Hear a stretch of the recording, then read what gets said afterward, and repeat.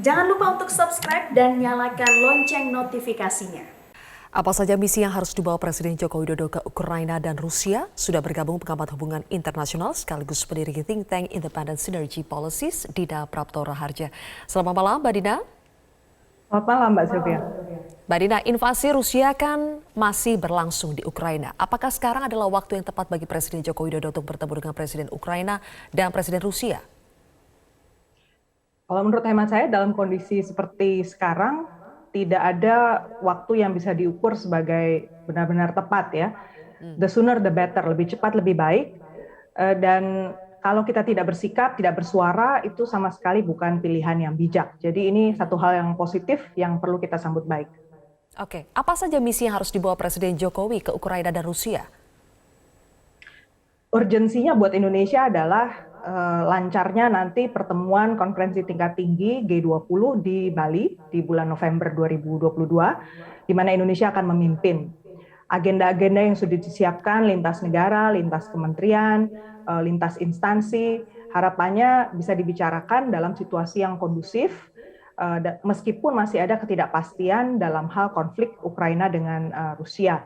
Jadi gencatan senjata lah minimal paling nggak bisa terlaksana, dan pada saat kedua pimpinan negara itu diundang hadir, situasinya itu betul-betul kondusif untuk bicara. Sebenarnya penting di sini kunjungan Presiden Jokowi, mungkin Presiden Zelensky sudah paham ya situasi di Eropa seperti apa, atau di wilayah dekat sana dia sudah paham. Tapi situasi di kawasan Asia Tenggara, di ASEAN, di antara negara-negara non-blok, di Indo-Pasifik, itu kan belum sepenuhnya tergambarkan. Ya. Itu pentingnya ada pembicaraan tatap muka, supaya mappingnya itu jelas. Tidak hanya hitam putih sebagaimana dibayangkan Presiden Ukraina. Hitam putih dalam arti pro terhadap Ukraina, atau kurang suportif terhadap Ukraina. Karena justru dengan menyuarakan posisi yang berbeda dari Indonesia, di sini harapannya Presiden Zelensky juga bisa melihat, oh dunia itu lebih dari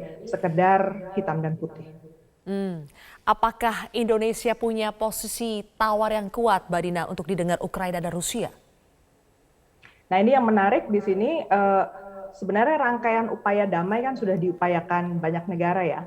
Jadi yang perlu diantisipasi sebenarnya adalah bagaimana Presiden Zelensky nanti akan bersikap terhadap Presiden Joko Widodo. Kalau saya cermati, terakhir itu kan 16 Juni kemarin ya, 2022, sejumlah pimpinan negara Uni Eropa dan 4 negara datang berkunjung ke Kiev.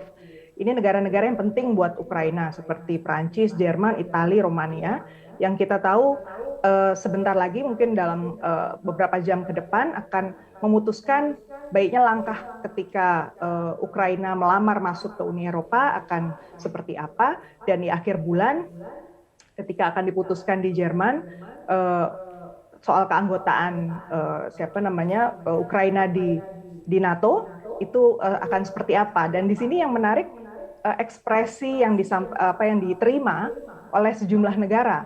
Kita tahu dari pihak Jerman sebelumnya juga ditolak, sempat presidennya ditolak yang akan hadir bersama Presiden Polandia karena urusannya soal Nord Stream pipeline gas minyak di sana.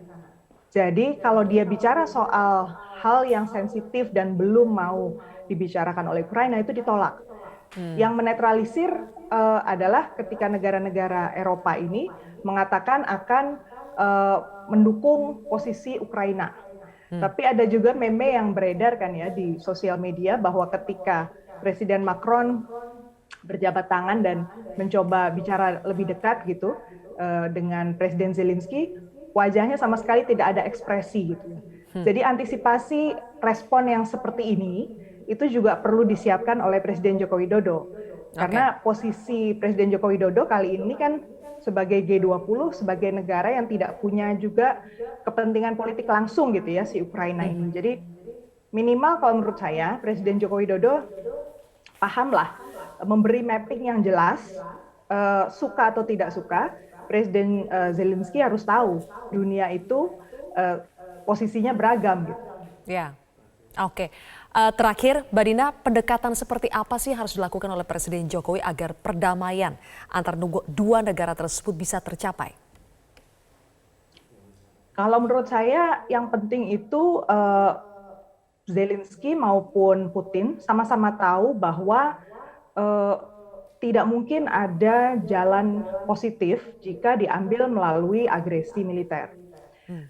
Jika kedua belah pihak masih sama-sama tidak mau menghentikan agresi senjata dan saling menyerang dan masih berusaha terus mengundang bantuan-bantuan yang sifatnya persenjataan, maka komunikasi sama sekali nggak akan terbangun. Dan tidak mungkin ada stabilitas ekonomi, apalagi politik ya, di kawasan Eropa pada umumnya dan juga di tingkat global pada khususnya. Jadi itu yang menurut saya paling penting dibicarakan. Urgensinya semakin lama ini perang berlarut-larut, semakin negatif pula dampaknya, dan buat negara berkembang mau bersikap memihak siapapun tetap akan rugi. Ya. Baik, kalau begitu terima kasih Mbak Dina Prapto Raharja telah bergabung bersama kami di Prime Time News hari ini.